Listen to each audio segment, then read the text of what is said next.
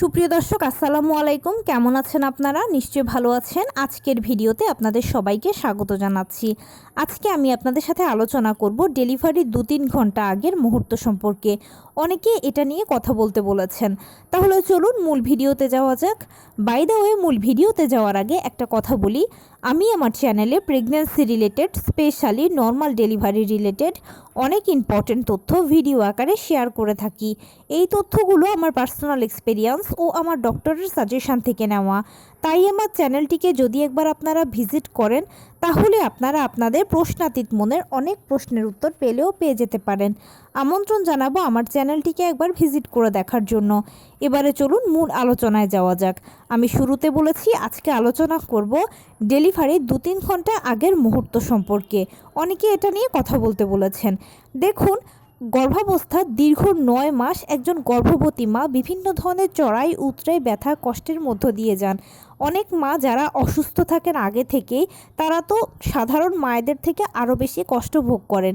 কিন্তু নবম মাসটা হচ্ছে মায়েদের জন্য অনেকটা আনন্দের সময়, কারণ নবম মাস মানেই হচ্ছে ডেলিভারির কাউন্টডাউন শুরু এবং ব্যথা কষ্টগুলো লাঘব হওয়ার দিন। নবম মাসে যে কোনো সময় ডেলিভারি হয়ে যেতে পারে, সেটা নবম মাসের শুরুতেও হতে পারে, মাঝামাঝিতেও হতে পারে, শেষেও হতে পারে। আপনি যখন নবম মাস বা 36 সপ্তাহে সর্বশেষ চেক আপটা করাবেন, সেখানে ফাইনাল সেটেলমেন্ট হবে আপনার কি নর্মাল ডেলিভারি হবে না সিজার হবে। এবং রিপোর্টসে যদি সব কিছু ঠিকঠাক থাকে, তাহলে ইনশাল্লাহ আপনার ডেলিভারিটা নর্মালেই হবে। আর যদি কোনো সমস্যা থাকে, তাহলে আপনার ডেলিভারি সিজারে হবে, যেটা ডাক্তার হয়তো বা আপনাকে বলে দেবে। সিজারটা হচ্ছে প্রি প্ল্যান, যেখানে ডাক্তার আগেই বলে দেয় যে অমুক দিনের অমুক তারিখে আপনার ডেলিভারি হবে বা সিজার হবে। আপনি সে মতে হসপিটালে গিয়ে সিজার করিয়ে ফেলতে পারলেন। কিন্তু নর্মাল ডেলিভারি হলো একটা প্রাকৃতিক পদ্ধতি। এখানে প্রথম থেকে শেষ পর্যন্ত প্রতিটি ধাপ প্রাকৃতিকভাবে শুরু হয়, প্রাকৃতিকভাবেই শেষ হবে। জোর করে ঔষধ খেয়ে ডাক্তার দিয়ে টানা হ্যাচড়া করে কোনো মতেই কিছু সম্ভব নয়। আর নর্মাল ডেলিভারির ক্ষেত্রে আপনাকে অবশ্যই অপেক্ষা করতে হবে, ধৈর্য ধরতে হবে, ধৈর্য রাখতে হবে, সময়টাকে সময় দিতে হবে।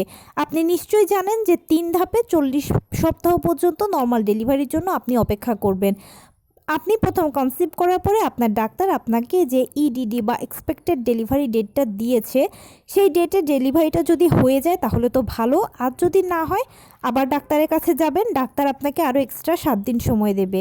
সেই 7 দিনের ভেতর ডেলিভারি হলে ভালো, আর যদি না হয় তাহলে আবার ডাক্তারের কাছে গেলে ডাক্তার আপনাকে 2 দিন 3 দিন আরও 5 দিন সময় দিতে পারে। এর মধ্যে ইনশাল্লাহ ডেলিভারিটা হয়ে যাবে। এর মধ্যেও যদি না হয় তাহলে এরপরে আপনাকে সিজার করাতে হবে, কারণ 40 সপ্তাহের পরে মায়ের গর্ভে বাচ্চাদের মৃত্যু ঝুঁকি বেশি থাকে।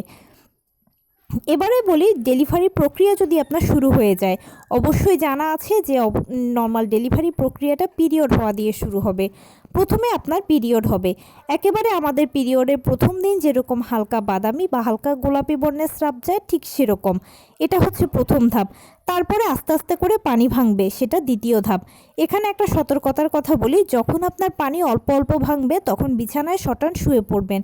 কিন্তু যদি পানি বেশি ভাঙে অথবা ঝরঝর করে প্রস্রাবের মতো পানি ভাঙা দিয়েই প্রক্রিয়াটা শুরু হয়, তাহলে কিন্তু আপনাকে অতি দ্রুত হসপিটালে চলে যেতে হবে।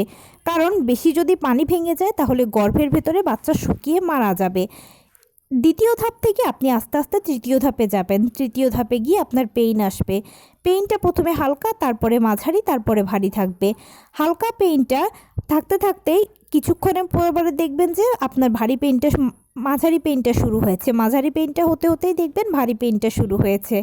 পেইন কখনো এক নাগাড়ে হবে না, এটা কারো 10 মিনিট পর পর হয়, কারো 15 মিনিট পর পর হয়, কারো আবার আধা ঘন্টা পর পর হয়, যার যেরকম। পেইনটা যখন আপনার শুরু হয়ে যাবে তখনই আপনি এর মধ্যে কিন্তু হসপিটালে পৌঁছে যাবেন। তবে এখানে আমার একটা পার্সোনাল ওপিনিয়ন হচ্ছে, যখনই আপনার পানি ভাঙা শুরু হবে তখনই হসপিটালে চলে যাবেন।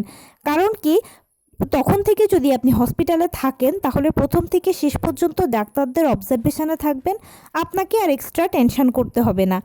এবারে বলি 2-3 ঘন্টা আগের সময়টা।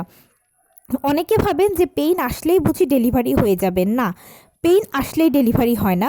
খুব ভারী পেইনের প্রয়োজন হয় ডেলিভারির জন্য, কারণ যখন অনেক ভারী পেইন হয় তখন জরায়ুর মুখ 4 সেন্টিমিটার খোলে, আর জরায়ুর মুখ 4 সেন্টিমিটার না খোলা পর্যন্ত আপনার ডেলিভারিটা হবে না।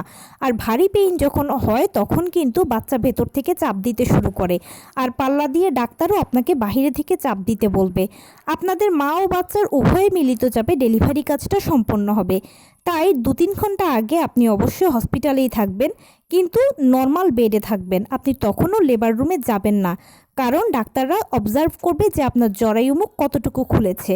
যখনই আপনার পেইনটা ভারী হবে, জরায়ুমুখ 4 সেন্টিমিটার খুলবে, তখনই আপনাকে লেবার রুমে নিয়ে যাওয়া হবে। লেবার রুমে নিয়ে যাওয়ার পরে আপনাকে ডাক্তারদের যা যা প্রক্রিয়া আছে সেগুলো আপনার সাথে করা হবে, এবং এরই মাঝে দেখবেন যে আপনার বাচ্চা ভেতর থেকে চাপ দিচ্ছে, ডাক্তারও আপনাকে বাইরে থেকে চাপ দিতে বলছে। আপনাদের মা ও বাচ্চার উভয় মিলিত চাপে ডেলিভারি কাজটা সম্পন্ন হবে, এবং প্লাসেন্টা ডেলিভারির মাধ্যমে সাকসেসফুলি আপনি আপনার দীর্ঘ 9 মাসের জার্নিটাকে শেষ করতে পারবেন। সেই সাথে প্রেগন্যান্সিকালীন সকল ব্যথা কষ্টগুলো দূর হয়ে যাবে। সন্তানের মুখ দেখলে সব কিছু ভুলে যাবেন, তখন আনন্দই থাকবে বেশি। তো এই ছিল আজকের ভিডিও। কেমন লাগলো বলুন? যদি ভালো লেগে থাকে ও হেল্পফুল হয়ে থাকে তাহলে প্লিজ লাইক, কমেন্ট, শেয়ার করতে একদম ভুলবেন না। আর সেই সাথে আমার চ্যানেলটিকে সাবস্ক্রাইব করার বিনীত অনুরোধ রইল। পাশে থাকা বেল আইকনটি ক্লিক করে দেবেন, যেন আমি ভিডিও আপলোড করার সাথে সাথে আপনারা নোটিফিকেশান পেয়ে যান। যদি কোনো প্রশ্ন থাকে কমেন্টসে জানাবেন, আমি রিপ্লাই দেব। প্লাস যদি কোনো পরামর্শ থাকে যে কোন বিষয়ের উপরে ভিডিও বানালে আপনারা উপকৃত হবেন, সেটাও জানাবেন। আমি আপনাদের পছন্দের সর্বোচ্চ প্রায়োরিটি দেব। ভালো থাকবেন, সুস্থ থাকবেন। আসসালামু আলাইকুম।